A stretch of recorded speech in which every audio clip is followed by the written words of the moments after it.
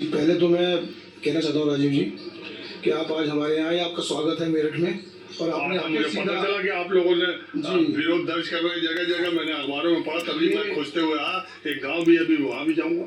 ये मैं आपको सबसे पहले मुबारकबाद दूंगा कि आपने कम से कम ये मुद्दा उठा रहे हैं, वरना हम देख रहे हैं तमाम चैनल वहाँ लगभग खामोशी है, कोई कुछ मुद्दा नहीं उठ रहा। सोशल मीडिया पे बहुत मुद्दा उठ रहा है, हम लोग सब कर रहे हैं, सब बच्चे सब लोग कर रहे हैं, कैंपस से हम लोग कर रहे हैं, मेरठ कॉलेज से कर रहे हैं, तमाम मेरठ में खूब चल रहा है। देखिए, हाँ बोलिए। मैं फिर इस मुद्दे पे आऊँगा। पहले अब एक और इससे हटके एक बात कह दूँ, फिर मैं आऊँगा इस मुद्दे पे। एक तो मैं आपका फ़ैन हूँ, एक मेरा परिवार आपका फ़ैन है, मेरे बच्चे और बच्चे दोनों फ़ैन हैं, क्योंकि आप सही मुद्दे उठाते हैं और सबके मुद्दे उठाते हैं और सबकी बात सुनते हैं बिना किसी उसके किसी के इसका उठना है इसका उठना है। अब हम आते हैं मुद्दे पे। देखिए, पहली बात तो ये है कि 70 साल हमारी आज़ादी को हो गए, हमारे देश की आज़ादी को 70 साल हो गए जी राजीव जी, हमारे देश की आज़ादी को।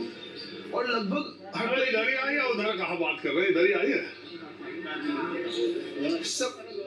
सब तरह के कानून बन गए और जितने भी कानून बनते हैं, खासकर पिछले 15-20 सालों से, जब से हम जवान होके अब आए हैं सुबह में, हमने देखा है कि वो जनरल कास्ट के खिलाफ ही क्यों बनते हैं।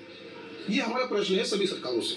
हमारा प्रश्न इस वक्त मौजूदा प्रधानमंत्री जी से भी है, हमारे मुख्यमंत्री जी से भी है। एक बात बताइए, हमारे इस बिल को लेके सोशल मीडिया की भूमिका या सोशल मीडिया ने ज्यादा लोगों के बीच गलतफहमियां, अफवाह, डर, आशंका या सच्चाई ज्यादा सोशल मीडिया ने किया है क्या?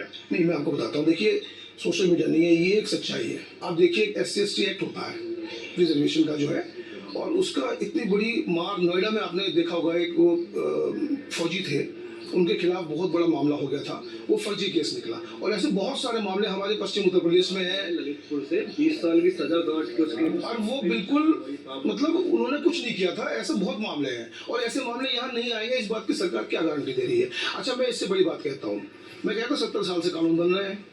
ये सरकार ऐसा क्या करती है कि हर बार एक कानून लेके आती है, उन लोगों के लिए बनाती है जिनको इसकी जरूरत नहीं है, उनसे कुछ पूछती नहीं है। किसानों पे इन्होंने बिल बनाया, किसानों से नहीं पूछा, किसानों ने विरोध किया।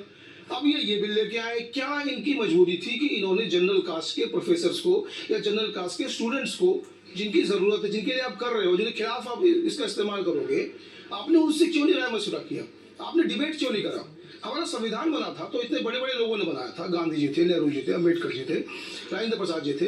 उन्होंने बाकायदा चर्चा करी, डिबेट करे देश में जगह जगह पे। इन्होंने एक डिबेट नहीं करा और सीधा सीधा लाके ऊपर से आसमान से लाकर ये कानून लगा दिया। वो तो कह रहे हैं 1 साल डिबेट किया हमने, ड्राफ्ट कमेटी दी थी। अगर डिबेट होता तो विरोध क्यों होता? हम लोगों को क्यों विरोध करना अच्छा, पड़ता? एक बात बताइए, सामान्य वर्ग के लोगों को, खास करके आप तो ज्यादातर सब राजपूत हैं यहाँ। नहीं, हम पंडित हैं। अच्छा, राजपूत पंडित को ये लग रहा है बीजेपी हमारी पार्टी थी और हमारे साथ ऐसा कैसे कर दिया, ऐसा लग रहा है? सत्य बात है।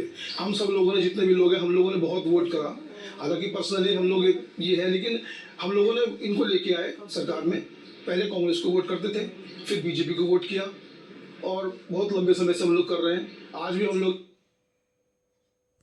बच्चों में इससे बहुत जबरदस्त नाराजगी हुई है।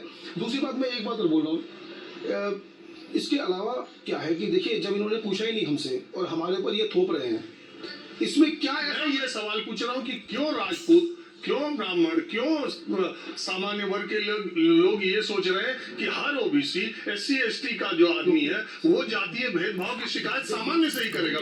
मेरा सवाल तो ये है। देखिए सर, मैं आपसे बताता हूँ, आपके ही मीडिया में ऐसे काफी सारे लोग हैं जो जातिगत आरक्षण को मान रहे थे, जो कह रहे थे कि जातिगत जो जनगणना हो रही है वो होनी चाहिए। कुछ लोग मान रहे थे, सरकार पहले नहीं माननी थी। हमारे विपक्षी नेता राहुल गांधी जी कहते होनी चाहिए, मोदी जी मना कर रहे थे, पार्लियामेंट मना कर रहे थे, बहुत सारे, फिर उन्होंने मान लिया। ये भी अल्टीमेटली किसके खिलाफ हो रहा है? या तो आप जातिगत जनगणना करवा लो सारी की सारी। भाई, हम अभी आप गूगल कीजिए और आप लिखिए, मैंने आज पोस्ट भी डाली, आप लिखिए, आप कहिए ब्राह्मण कितने हैं उत्तर प्रदेश में, देश में 12%, राजपूत कितने हैं 10%, वैश्य कितने हैं 9%, ये टोटल में 35% बैठ रहे हैं। तो फिर ये कैसे 20% और 80% कह रहे हैं? कैसे हमारे खिलाफ ये कर रहे हैं? जब इनके पास अभी आंकड़े ही नहीं है तो इस तरह के कानून कैसे ला रहे हैं? ये किसी भी तरह के कानून कैसे ला रहे हैं बताइए? पहले आप जांच तो कर लीजिए, कितने कितने लोग हैं हमारे देश में। जातीय जनगणना आ रही है तो उसका मेरे को कहीं ना कहीं लग रहा है कि उसका ही इन्होंने एक आइडिया बना लिया है कि जातिगत जनगणना वो मांग रहे हैं, हम इसको नहीं करने की वजह से इसको ले लेते हैं, तो इधर से हमें कुछ वोट यहाँ मिल जाएंगे। कुछ ये वोट का खेल है राजीव जी, और कुछ नहीं है। इनको लगता है कि अपर कास्ट तो इनकी खुद की है, ब्राह्मण हमारे हैं, राजपूत हमारे हैं, बनी हमारे हैं ही, 50-60 साल से हो गए, जाते नहीं बेचारे। और बाकी लोग भी हैं, पंजाबी वगैरह भी देते हैं। अब इनको वोट देते हैं, ओबीसी और दलित को बचेगा क्या फिर विपक्ष पास? विपक्ष तो गया, मुसलमान लेके घूमते रहो, मुसलमान इन्होंने कुछ ले लिया अपने, बताइए, वो उनको वैसे नहीं देते हैं, तो विपक्ष में क्या बचता है? मोदी जी तो बहुत बड़े वो खिलाड़ी हैं। अभी अभी